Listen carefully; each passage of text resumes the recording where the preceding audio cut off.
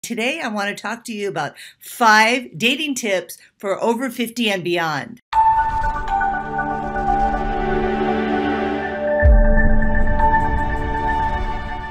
Hi, I'm Jaki Sabourin, Executive Love Coach and CEO of Engaged at Any Age, a company that helps women deliberately date and consciously create the man of their dreams. I met and married my soulmate match husband, Michael, after being single for 8 years, and I'm still on the honeymoon and passionate about helping you get engaged at any age. So I want to talk to you about 5 dating tips for 50 and beyond. And I want you to forget all about the stereotypes for women. Women over 50 and beyond are established, mature, beautiful, carefree, and vibrant. All the things that men are looking for over 50 and beyond. So don't be afraid to jump into the dating pool. Finding love and romance in your 50s and beyond is possible, I promise. But there's a few things that you can keep in mind that will have him captivated by you. Okay, here are 5 dating tips for every single woman over 50 and beyond that you need to know. Okay, tip number 1. I want you to focus on being in the present. Super simple when you think about it, but in theory and practicality, it's very hard to apply. So staying present in the moment will help you stay out of the past. And you don't want to get into conversations about the past because any toxicity that's left over from the past relationships and painful experiences is going to spill over and contaminate your date in the now. So that's why I want you to stay present in the moment. That's where all your power is. That's where all your magnificence is. And that's where all your beauty and feminine energy is. So staying present means just tune into your environment, tune into the sounds, tune into what he's saying, be curious. And if you need to, reach down and squeeze your leg. Listen to the sounds in your environment and really focus on what your date is saying. Don't let your mind drift into the past or into the present, because when that happens, if you're in the past or you're in the future, and I said present before, but I meant the future, what's happening is, think about it. You're focusing on the future, like with him, or if you're thinking about the past, painful experiences, you take yourself out of the now. So being present is the biggest gift that you can give, not only yourself, because everything's happening in the moment, but it can bring you a second date for one, and more richness, more deepening in that conversation in the first date, second dates, and beyond, and more likely to connect with him down the road if you can maintain your presence in your first date. So that's tip number 1. So if you like my content, please share, like, and subscribe to my page and share it with your friends so that they can get in on the great advice that I'm giving you. Okay, let's move on to tip number 2. So I want you to maintain positive energy. Positive feminine energy. I want you to maintain positive feminine energy. And here's what I mean by that.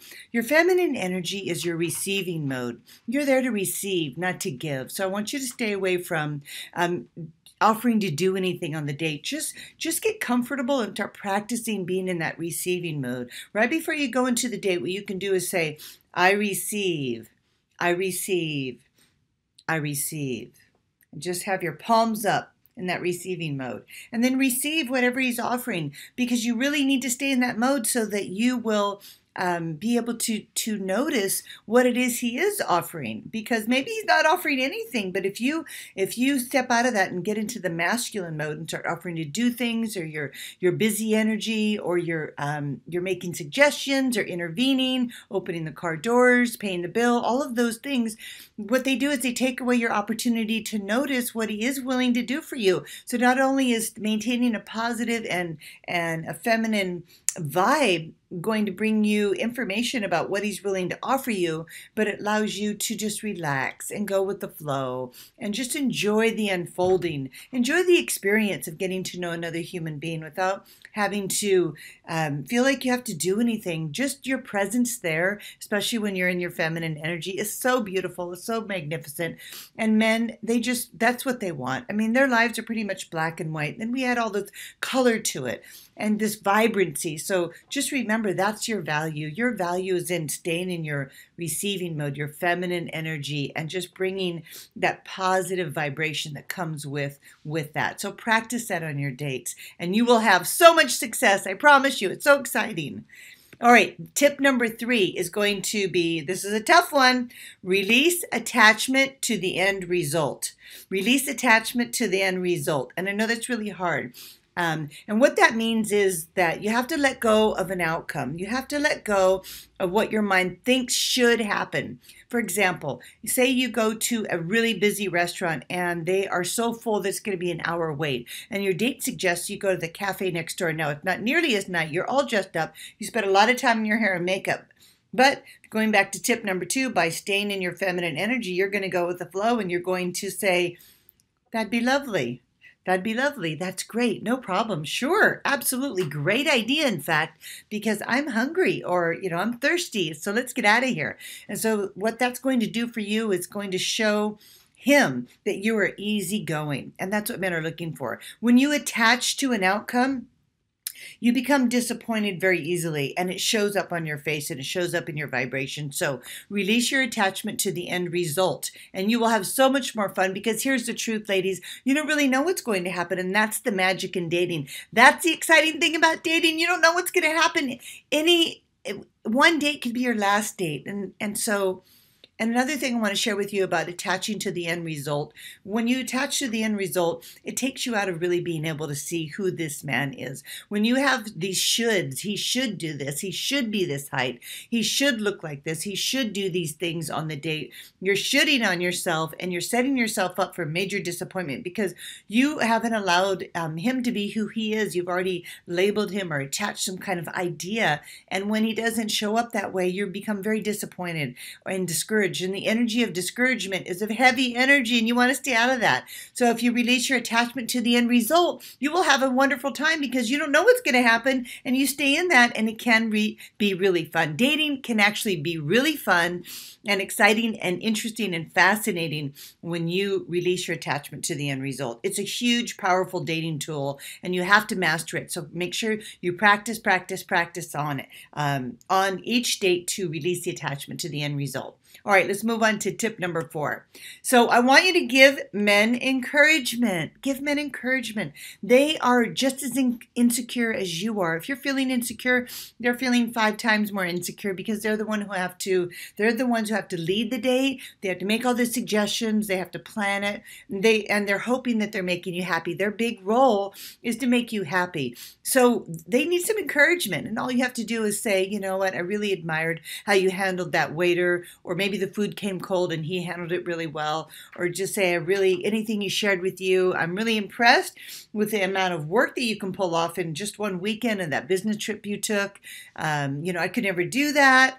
And just really notice the little things and the big things that he does for you. Thank him for pulling out your chair. Give him a sweet little, like you can touch his arm or shoulder, make some physical contact, be warm. That encouragement goes so far with men because they are looking for that in a woman, in a partner, and in a wife. I mean, who doesn't want to be encouraged by someone that loves them? So just remember that. Give him encouragement. All right, so before I go on to tip number 5, make sure you stay to the very end so I can share my freebie with you.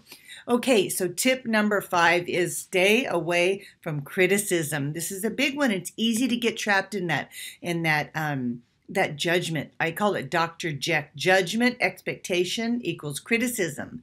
And so you got to stay out of the judgment, the expectation, and the criticism, because it's just going to kill the vibration, kill the connections.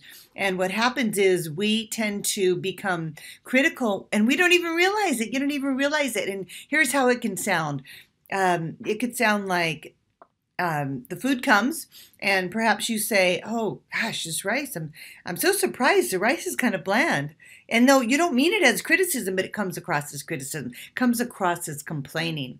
Or if you say, "Oh, it's really loud in here," that he's going to take that personally. He's going to think that he chose the wrong restaurant. You're not happy. He can't make you happy, and you come across as high maintenance. Actually, men are very sensitive, more sensitive than you know, and so make sure that you are careful with comments you make because they can come out sounding critical. And so just remember that your mind is always judging. It's judging constantly. And that's why, going back to tip number one, you have to stay present to what your mind shenanigans are doing. It's always feeding you information. You need to ignore that information because it's going to cause you to become critical and judgmental. And he's going to see you as someone he could never make happy because you are so hard to please because you complain so much. Even though you don't see it as criticism, he will. I promise you he will. And he'll check you off the list. And that's one of the reasons why you don't get asked out on more dates, is because even though you're just pointing out some obvious things, it comes across as criticism. Okay, so ladies, I want you to show up. Be impeccable, beautiful, and be genuine, authentic. And don't be afraid to just be you, because that's what true authenticity is, and that's what he's looking for. So be clear about what you want. Don't give in to your deal breakers, and just be open to love. Your true love is out there, I promise you. You just have to keep going and never, ever give up. Okay, now I want to share with you my freebie. It's my soulmate assessment. All you need to do is go to soulmateiq.com and take my short quiz, which will tell you what vibrational frequency that you're vibrating out and what you're sending out to men. We're always sending out a frequency, a vibrational frequency, and we're looking to connect to men on the level and the wavelength and the frequency that we're sending out. So I want to help you a little bit by giving you 3 frequencies that you might be sending out. And if they're not serving you, how to shift further into alignment by sending you not only your assessment, but a feminine exercise to help you make that shift so you can fast track your ability to attract your soulmate. Okay, ladies, thank you so much for being here. And as always, I'm just sending you so much love today. Bye-bye.